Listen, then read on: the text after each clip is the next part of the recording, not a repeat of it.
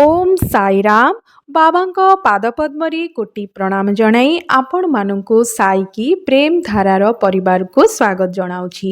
ଆପଣମାନେ ଶୁଣୁଛନ୍ତି ଆଜିର ସାଇ କଥା ଶ୍ରୀ ସାଇ ସଚ୍ଚରିତ୍ରରୁ। ଆଜି ଆମେ ବାବାଙ୍କର ମାତୃପ୍ରେମ ବିଷୟରେ ଜାଣିବା।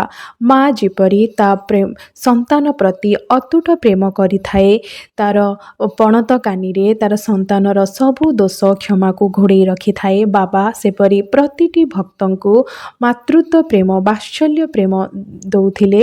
ସମସ୍ତଙ୍କୁ ସମାନ ଭାବରେ ସେ ଦେଖୁଥିଲେ। ସେ ବିଷୟରେ ଆଜି ଆମେ ଜାଣିବା। ତା ସହିତ ଆଉ ବାବା ଅନ୍ୟ ବିଷୟ ତୁଳନାରେ କିପରି ପୂଜା ପ୍ରାର୍ଥନା ଆରାଧନା ଈଶ୍ୱରଙ୍କୁ ଦର୍ଶନ ଏସବୁକୁ ଅଧିକ ଗୁରୁତ୍ୱ ଦେଉଥିଲେ, ସେ ବିଷୟରେ ଜାଣିବା। ଏହି କାହାଣୀଟି ଆପଣଙ୍କୁ ନିଶ୍ଚିତ ମନକୁ ଛୁଇଁବ।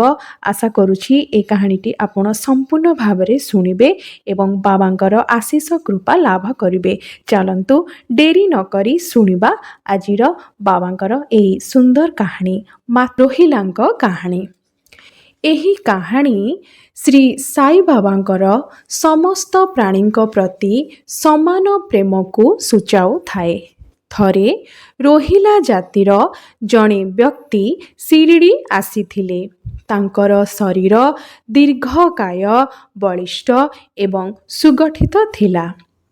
ବାବାଙ୍କ ପ୍ରେମରେ ବିହ୍ୱଳ ହୋଇ ସେ ଶିରିଡ଼ିରେ ରହିବାକୁ ଲାଗିଲେ।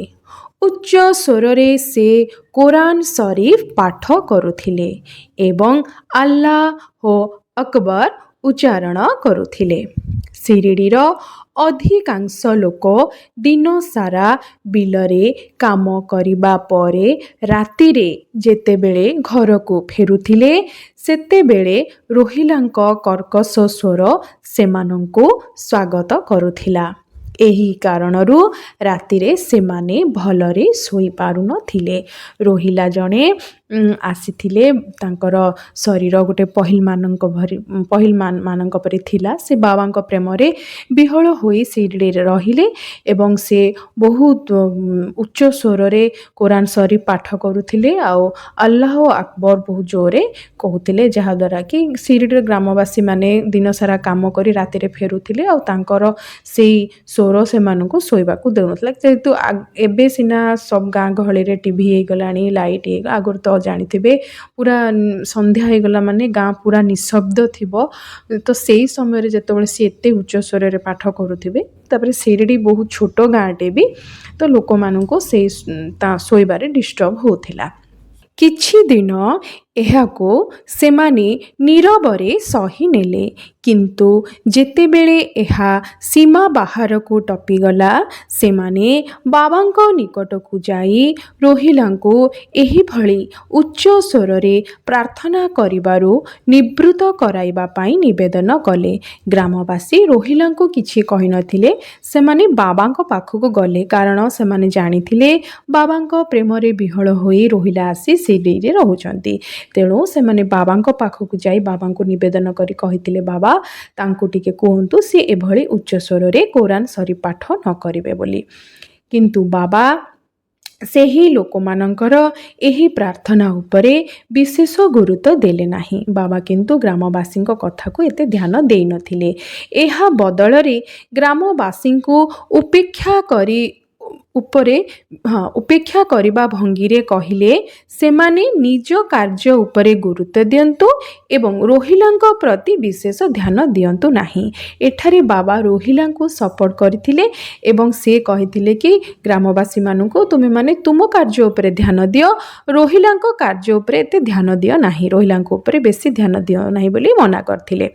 ବାବା ସେମାନଙ୍କୁ ପୁଣି କହିଥିଲେ କି ଯେ ରୋହିଲାଙ୍କ ପତ୍ନୀ ଅତ୍ୟନ୍ତ ଦୁଷ୍ଟ ସ୍ୱଭାବର ଅଟେ ଏବଂ ସେ ରୋହିଲାଙ୍କୁ ଓ ତାଙ୍କୁ କଷ୍ଟ ଦେଉଛି।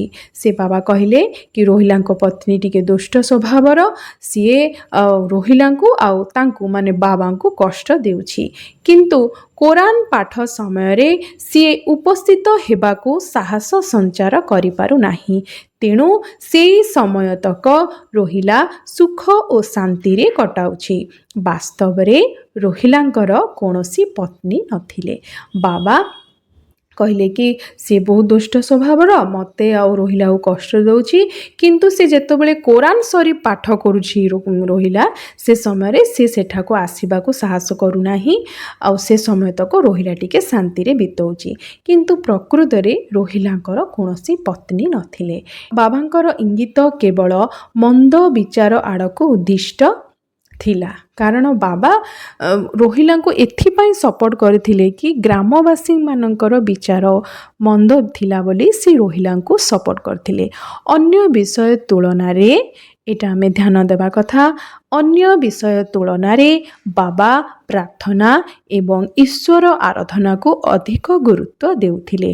ଏଣୁ ସିଏ ରୋହିଲାଙ୍କ ପକ୍ଷ ସମର୍ଥନ କରି ଗ୍ରାମବାସୀଙ୍କୁ କିଛି ସମୟ ପାଇଁ କଷ୍ଟ ସହ୍ୟ କରିବାକୁ ପରାମର୍ଶ ଦେଲେ।